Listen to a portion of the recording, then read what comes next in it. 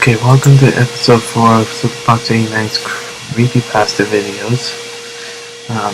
We got 2 requests. One is sent in by Hyperdragoonhx, which is the one I'm going to read first. It's his own creepypasta. And the second one is from R3BD 3V1L92. Anyway, let's get the Hyperdragoonhx's video first. Alright, this one's called Betrayal and Vengeance. It's based off of the fight with Colress and the Pokemon Black 2. In White version 2, there was one man I believed to be an ally who betrayed me. His name is Colress. I thought he was a friend when he shooed away the Crustle blocking Route 4. I thought he would be an ally in battle when he disagreed with Team Plasma's faulty lie about liberating Pokemon from people, when they were actually stealing the Team Rocket. He was even nice enough to me a prototype of the device he used to make the Crustle flee. I caught the Crustle blocking an exit in the Seaside Cave thanks to that. But when I met Colress again, it was aboard the Plasma Frigate as an enemy. Having learned that he was working with Team Plasma all along, my emotions were fractured. After defeating him, my Flygon, Hyperstar, grabbed Colress by the throat and began choking him to death out of anger for betraying and hurting me. However, I didn't believe in vengeance and asked Hyperstar to let him go. Hyperstar didn't want to, but eventually he released his grip on Colress, who gasped. Afraid of what happened, he decided to dissolve Team Plasma. After freeing Kyurem and defeating Ghetsis, the leader of Team Plasma, Hyperstar gored him with his claws as vengeance for using Colress to betray me. Mortally wounded and bleeding heavily, Colress yelled in anger before passing out.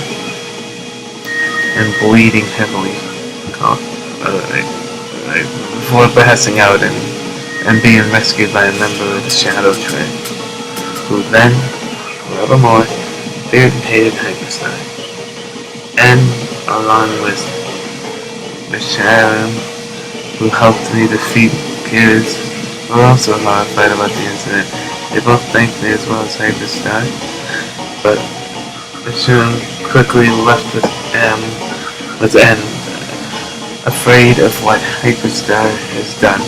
After beating the Elite Hoenn Champion, as well as capturing Kyurem, giving him the name Lokaius, and changing him into his white form, I found the Plasma Frigate once again, as well as Colress, and defeated him again with my improved team of Dragon types. Still hating Colress for fracturing my emotions, Hyperstar once again tried to kill Colress, but I recalled him before he had the chance, and even more fear than last time. Colress handed me a Master Ball and begged me not to bring Hyperstar here ever again. I glared at him before I left.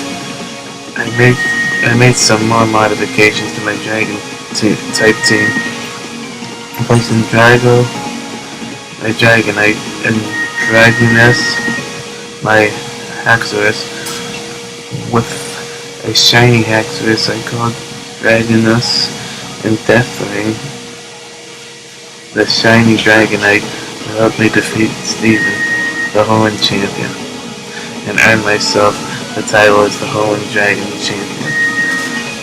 Days later, I hatched a Charmander from an egg. I named him Blues and leveled him up into a Charizard so rapidly and fast, all thanks to the experience share.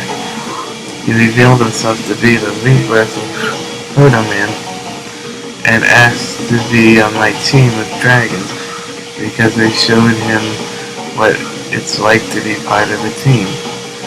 I let Orion the Palkia take Lokaius, his place on my team, and Blues insisted to personally take Hyperstar's place because of almost killing 2 people, even though they were bad. Another Charizard I knew for years that didn't belong to me blamed me for having Hyperstar think vengeance is okay after telling him about my desire to kill my most hated enemy, Dr.Eggman, which was stopped and banned by Charizard because I went berserk trying to kill Eggman. Okay, when did this go to Sonic? Anyway, keep going. Okay, continuing on. Charizard recommended that I should release Hyperstar into the wild. I swore to never use Hyperstar in battle ever again, but left him in the PC. Orion then wrote a book about Hyperstar's anger and hatred, as well as vengeful deeds towards Colress and Ghetsis. I put my past with Colress behind me, but wrote a song on it to keep me from seeking vengeful ideals and sharing with my completed Dragon type team. Charizard asked his girlfriend, a female Charizard by the name of Charla, to keep an eye on me to make sure none of dragons had any of my vengeful feelings.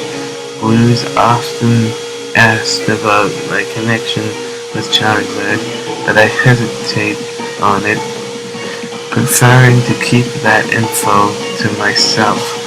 Charla knew about it and tried telling the trainers I battled, but I temporarily shooed her away to keep her quiet. As for Colress, all I have to say is this: be careful about who you trust and how you react to one's true motives. I'm not really sure if I consider that a creepypasta, but hell, good story. I've seen his videos, and so I understand about why he mentioned Eggman in there. Me and him used to have a conversation all the time about how he despised that character in Sonic in the old days. So, you know. All in all, I don't know if everybody's gonna understand that part of the story, though. That's why I was like, why the hell is it going to Sonic?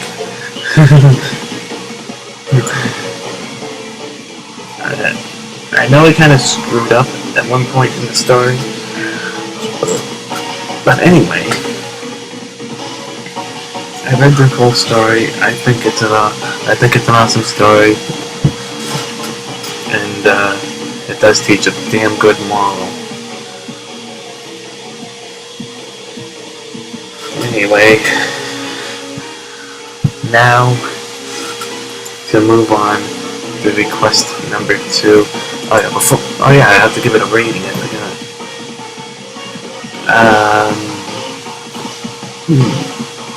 Let me think about this for a minute.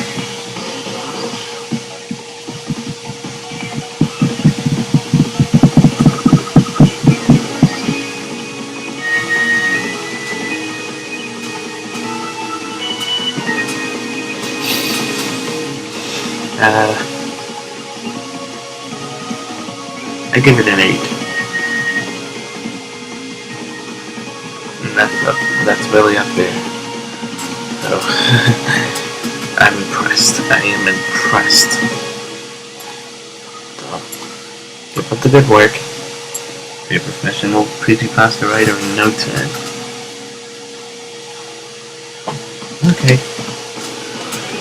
Well, anyway, now to continue on to the second request, which requires a different song.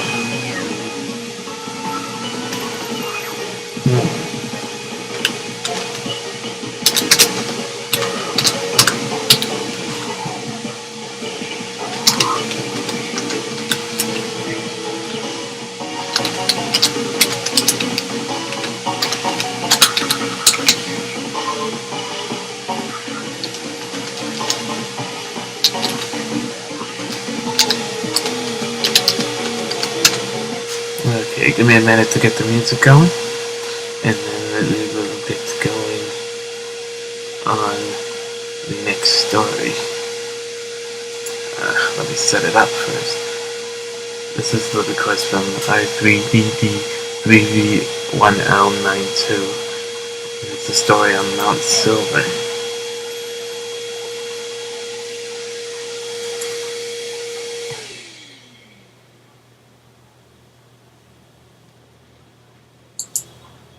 Hang on. Okay, now it is time for the second one. Hang on, let me reset that.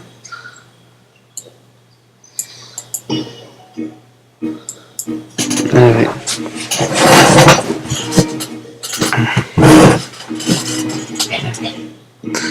MT.SILVER, a place with some of the strongest Pokemon you can capture, only open to trainers of admirable skill.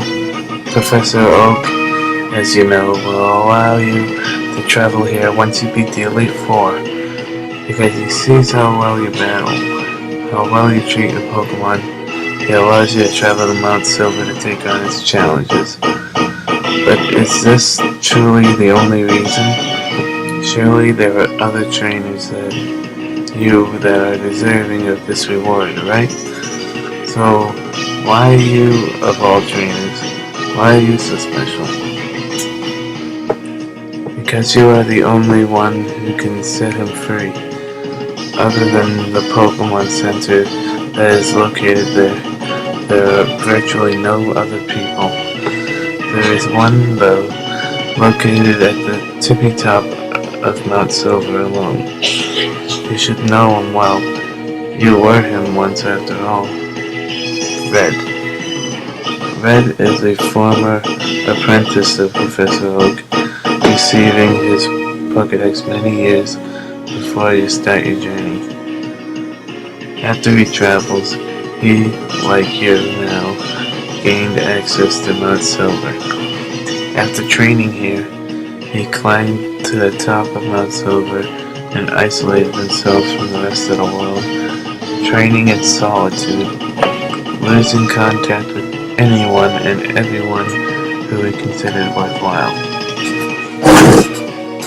He didn't call his mother, Professor Oak, or even his rival Blue. None of them had any clue what had happened to the boy. Any calls they sent were rejected or ignored.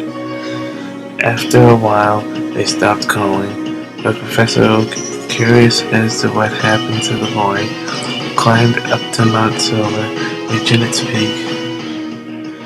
It had been well over a few years since he had lost contact with Red. What he saw sent a wave of terror down his body. He saw Red, or rather, Red's lifeless body, in a corner of the chamber. When Professor Oak checked, it was cold. He'd been dead for a while now. He shuddered. Why had it suddenly become so cold in the room? He turned around, jumping backwards in surprise. He saw Red sitting on a rock across the room, staring at him with a blank expression. His amber eyes were dull, and red lines had formed under his eyes. He had been crying. With this, the Oak turned to the body, to Red, to the body, to Red. How could they both be Red? Red continued to stare at him, and Oak could only stare back in shock and terror. He watched as Red removed something from around his waist, and Oak recognized it as a Pokeball. It looked aged, though cracked in places. Red, ever so silent, mouthed 2 words to the professor as he gestured towards the Pokeball. Help me. Wow, this is getting intense. Okay, moving on. The professor backed away a little, but stopped as he saw Red was not going to react to anything he did. How? The Professor stammered. How can I help you, Red? Once again, Red gestured towards the Pokeball, and Oak finally understood. I'll do everything I can for you, Red. Red smiled at him, silently fading until the Professor could no longer see him. Over the next several years, the Professor constantly searched for a trainer, one worthy of helping the poor spirit of Red. But no matter how hard he searched, no one, not one trainer, could do the deed. Anyone who did dare to climb Mount Silver fled at the sight of Red's spirit. The Professor was getting desperate, and in one last attempt, he consulted Lance of the Elite Four to help. Lance himself couldn't help, but he and Oak decided this. Before any trainer could be allowed entrance to Mount Silver, they must prove themselves worthy by defeating the Elite Four. This became the rule, and so they waited for the trainer that would be the one. For a long time, this trainer did not come, and they had begun to lose hope. Until that is, he came along. During his time in Johto, the Professor visited a childhood friend of his, Mr. Pokemon, who had offered to help the Professor with his dilemma. When you met Professor Oak, he saw the potential in you as a trainer and offered you the Pokédex. He kept track of you, of your growth and as a person and a trainer, up until your final battle in the Elite Four, where you proved your worth as a trainer. Because of this, the Professor gave you access to Mount Silver, hoping you to be the one that could finally free Red. He didn't explain to you the plan, only hoping that you could handle it on your own. When you finally make your way to the top of Mount Silver, Red, as he normally would, is isolated on Mount Silver. He is honestly surprised when he sees you, for he has not had any challenges in a long time. You walk up to him without fear, and wordlessly he challenges you to a battle. You accept, and the two of you engage in a battle powerful enough to shake the heavens. When the deed is done and you have won the battle, Red does not speak. He wordlessly returns his last Pokemon. Afterwards, he is there for a brief instant before disappearing from your view. And he is no longer there. When you look, the body is gone as well. You stare at the place where he disappeared, and though you couldn't be sure, you thought you had seen a faint smile forming on Red's face upon his defeat. Red had one last unspoken reply for you, his savior, who had freed him from the world at last. Thank you. That gets a 9. I'm not saying why, because that's honest. It gets a 9. Anyway, that'll do it. That will do it. So many reasons why you gave that one a 9. Good day. Sorry I don't have as much enthusiasm with my endings. I'm a little down lately. I'll give you a bonus. Oh. Bonus music. Hang on. Yeah.